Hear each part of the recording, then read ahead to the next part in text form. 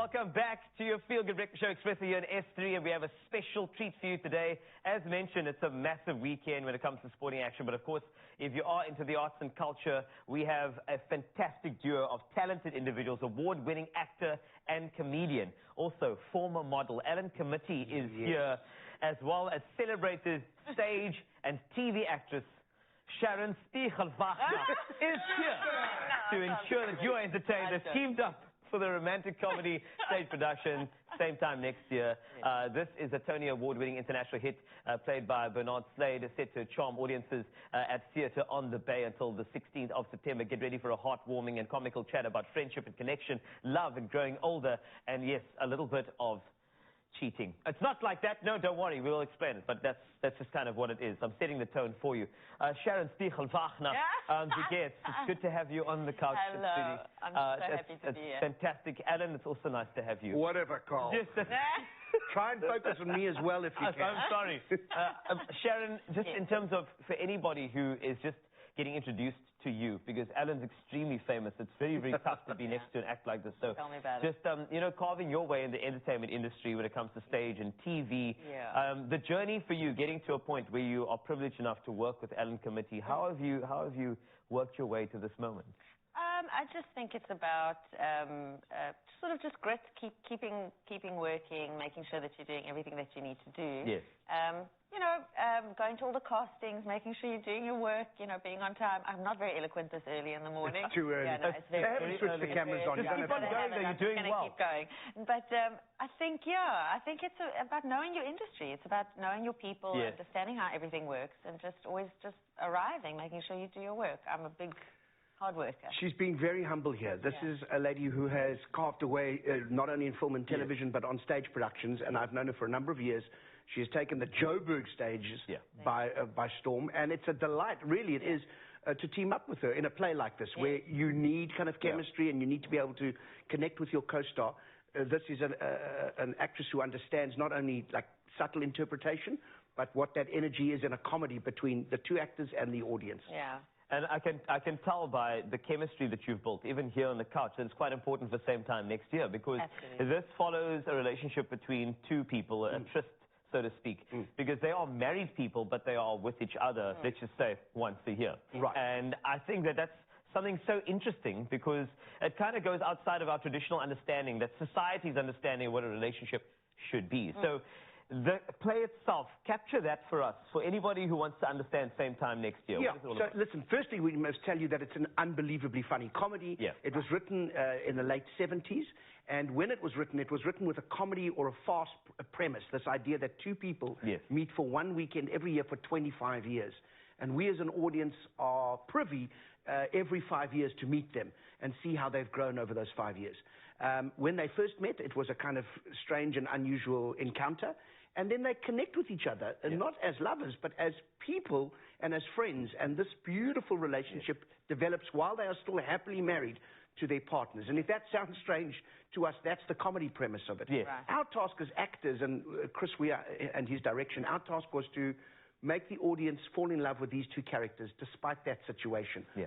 And I'm happy to report we've been going now for a week and a half, and it's been an unbelievable response from the audiences, because they've been able to see this play and this situation with a new light. Yeah. And laugh, but there's a lot of heart in the show as well. And it talks to ideas of friendship and connection. And after 3 years of terrible pandemic, not just here but around the world, most of us were in that spirit of isolation and disconnection. So how beautiful to be able to come together and see a play that highlights some of those remarkable qualities. So, Sharon, you played Doris. Yes. Right? Tell me a bit about Doris and your character. Yeah. And I mean, how much of Sharon and Doris, are they alike in any way? I'm intrigued, because I know that you've got to put a little bit of you into everything you do. You can't extract yourself from your character. That's correct, the thing, because I'm creating her from fresh. She is my interpretation of what the page says. But I think what was great about working with Ellen is that we both sort of complemented each other in just the right spots.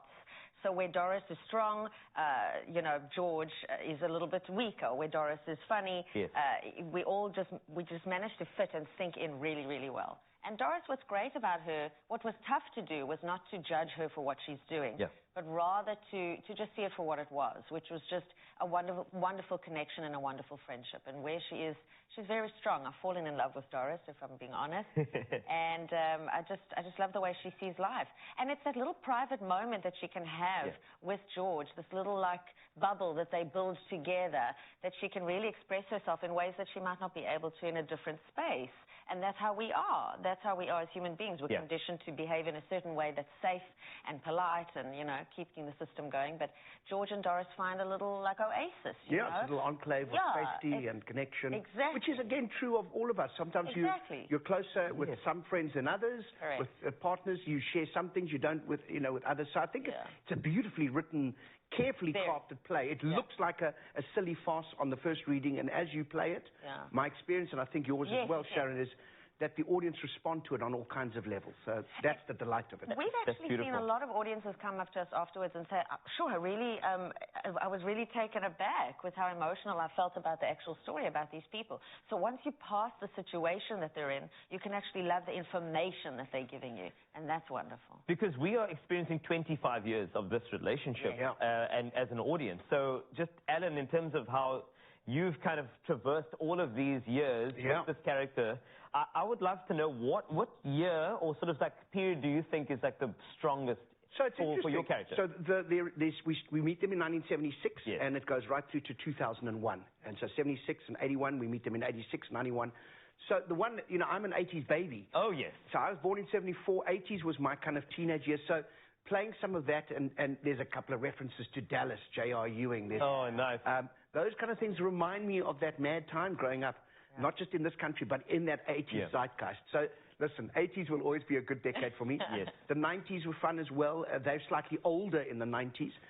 But the other thing that the show does is we link all the music to it. So there's a lot of great kind of songs from each decade, and we get a sense, and we do a little dance videos in between, which are kind of silly. But you see the dance styles from each of those decades. And all of that kind of speaks to nostalgia. It speaks to silliness, but that, again, that connection that we have not only to each other as human beings, but through music, through popular culture. I love the fact that it's going to challenge a lot of norms with regard to relationships, but at the same time, it's not really a challenge. It's just a separate understanding, a parallel universe of understanding 100%. That perhaps we need to start bringing into our realities and just being open-minded. 100%. And to remind people again, you're going to laugh hard, and you're going to feel stuff. You're going to feel the feels.